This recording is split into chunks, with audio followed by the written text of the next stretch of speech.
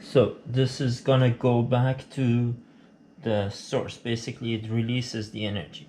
Now let's assume that you got to the level that you wanted to get, let's say like to the third level, right? And at this point, you go and you get your work done, and then you want to go back to the first level, right? So you push level 1 or ground level. So at this point, then the motor has to run in the opposite direction, and it has to apply a torque in the same direction to just speed up and just like move towards level 1, right?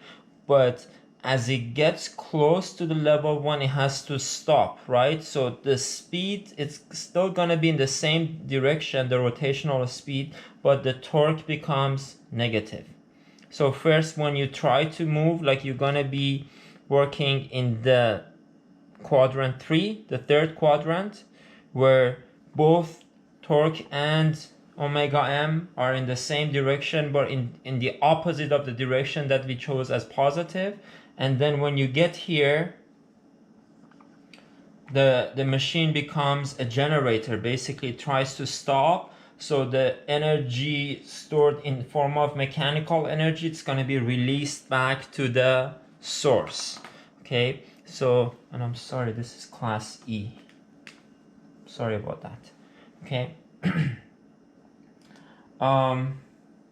So this is something to keep in mind. And in DC machine,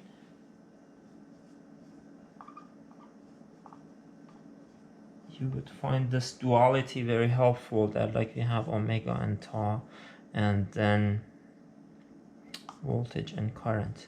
So the speed of the machine, or omega m, in the DC machine, it's going to change by the voltage that you apply on the machine, on the terminals of the machine. And the torque is going to be increasing by the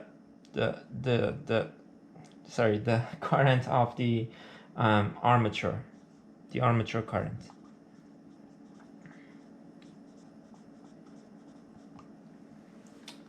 In the separately excited DC machines. So this is the case. So that's like how you find the duality between voltage and current, and torque and speed, right? So this is gonna give us the mechanical power, and this is gonna give us the electrical power.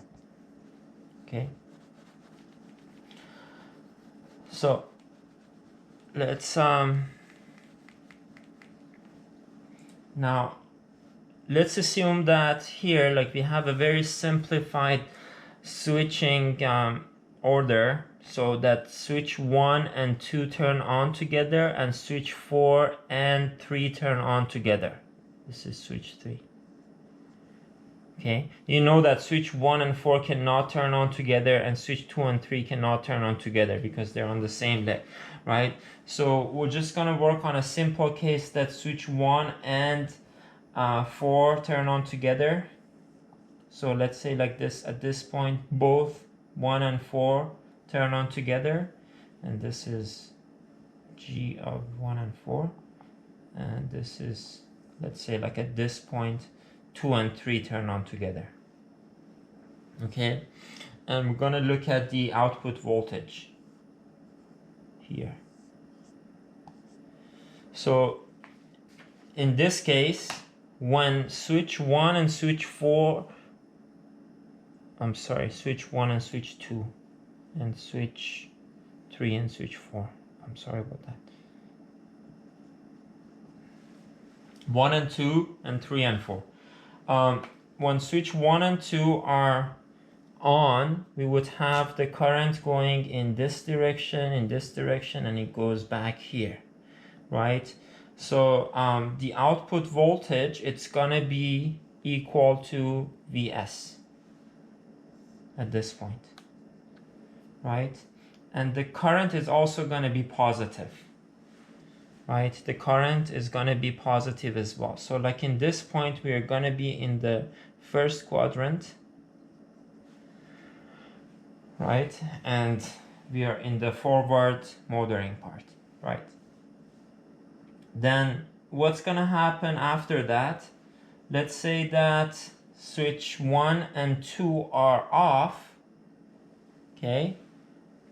And switch 3 and 4 are not on yet.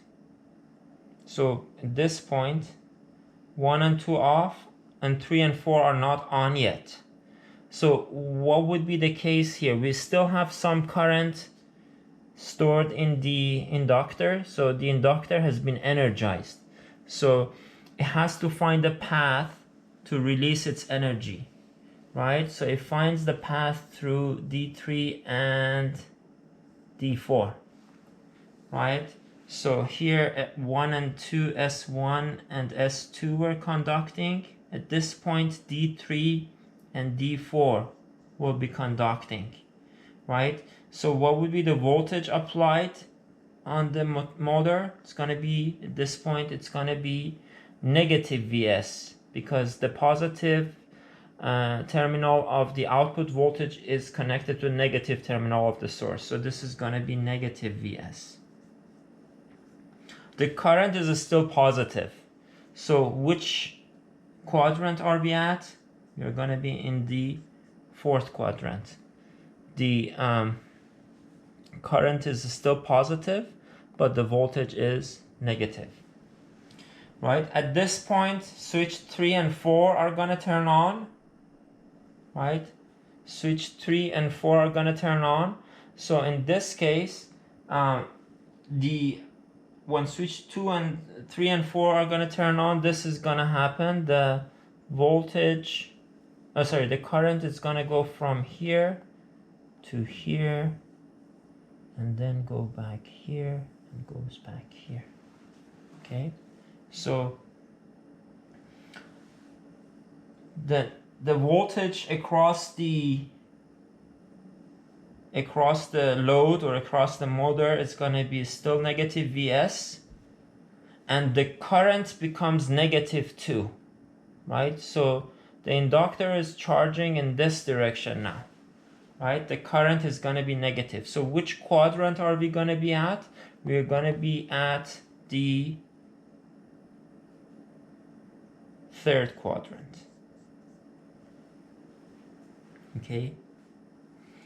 The next scenario is when, in this case, like the inductor got energized using S3 and S4.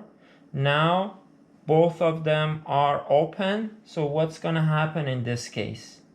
Again, we have some energy stored in the inductors. You have some initial current. It has to find a path, right? So it finds the path through D1 and D2, right? So what would be the voltage across the load? It would be positive Vs, right? And the current is negative. The voltage is positive, but the current is negative. So which quadrant are we going to be at? We're going to be at the second quadrant. Okay, so this is basically one